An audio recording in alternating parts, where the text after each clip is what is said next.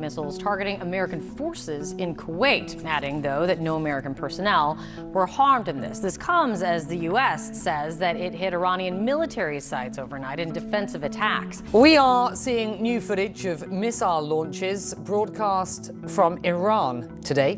CNN cannot confirm where or when this video was shot, but it was shown on Iranian state media as both the U.S. and Iran reported new exchanges of fire over the weekend. And as US President Donald Trump requests changes to the proposed Memorandum of Understanding with Tehran, which is meant to build on the existing, somewhat shaky ceasefire. Let's get a read on where things stand this hour. Our international diplomatic editor, Nick Robertson, is with us for that. Nick, a very basic question at this point. How long can this go on for? Yeah, it's hard to know because it did seem, and everyone knows this, that last weekend it seemed to be close, that the Pakistani mediators had spent days in Tehran. They'd got everyone to a position of sort of a memorandum of understanding where the language was more or less locked in, and it was thought to be hours, maybe a couple of days away. But now we do seem to be in this protracted situation where the president foreshadows a key meeting, and then what comes out of it are more word and language changes, it appears, for the Iranians.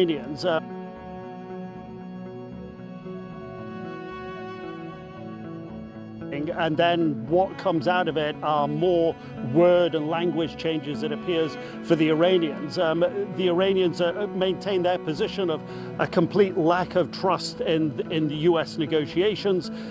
And both sides are on a hair trigger, it seems, for a possible escalation of military attacks. Those ballistic missiles that were fired at Kuwait, that CENTCOM said they successfully intercepted a couple of ballistic missiles in the early part of the morning, are really, I think a slightly increased uptick over what we saw Iran's response when the US had defensive measures against some of its military installations in the Strait of Hormuz, close to the Strait of Hormuz last week. So there's this sort of incrementalism, and there is a possibility here. So to answer how long can it keep going, the sources I'm talking to at the moment, when I suggest is it a week, is it more than a week, seem to be suggesting that it would be less than a week. But I think to try to hold on to specific words when this backwards and forwards ping pong, as one source has described it to me, between the US and Iran over the talks.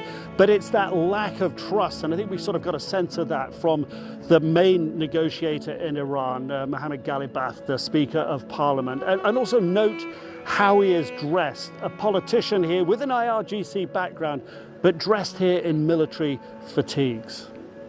I've used the time. The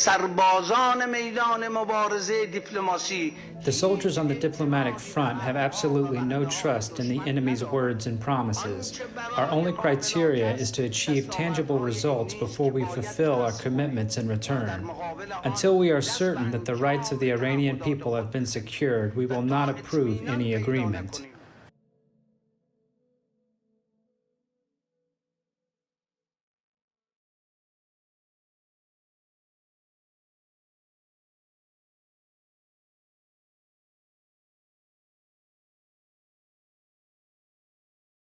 Things that they have to watch out for, of course, is mines, and that's really the most important thing that the Navy has to deal with as they guide these ships through the Strait of Hormuz. Of course, the other things they have to watch out for are drones and Iranian missiles. So it really amounts to a complete overwatch element that has to be used here. And in order to do this, they have to very carefully navigate a very narrow passageway, that 21-mile passageway between the tip of Oman and the Iranian coast. And when you do that, there are a lot of things that can go wrong. They're very, the U.S. Navy has had a lot of experience going through these waters over many years, many decades, and they know the area quite well, so they can tell when there's an anomaly, but there's always a chance that a mine could be there, or that something else could happen, such as a drone attack or a missile attack, that could render this kind of an operation very dangerous.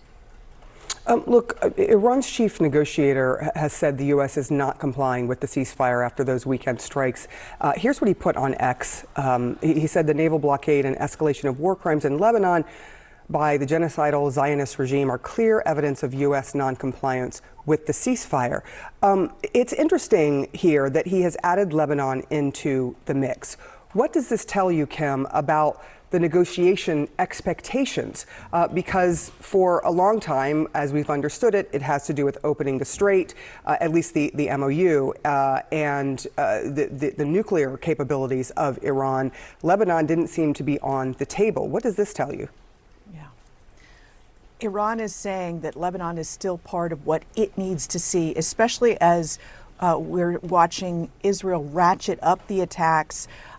They just took the Beaufort fort. That's a Crusader-era fort that has sort of a high point over much of southern Lebanon. But it is a real touch point in Israeli society. The last time the Israelis occupied it was 1982 in that nearly 20-year occupation of Lebanon. So it's signals that Netanyahu is not ready to leave that fight. Hezbollah has also been attacking south, and Iran is saying, you've got to solve that or you're not going to have a full deal with us.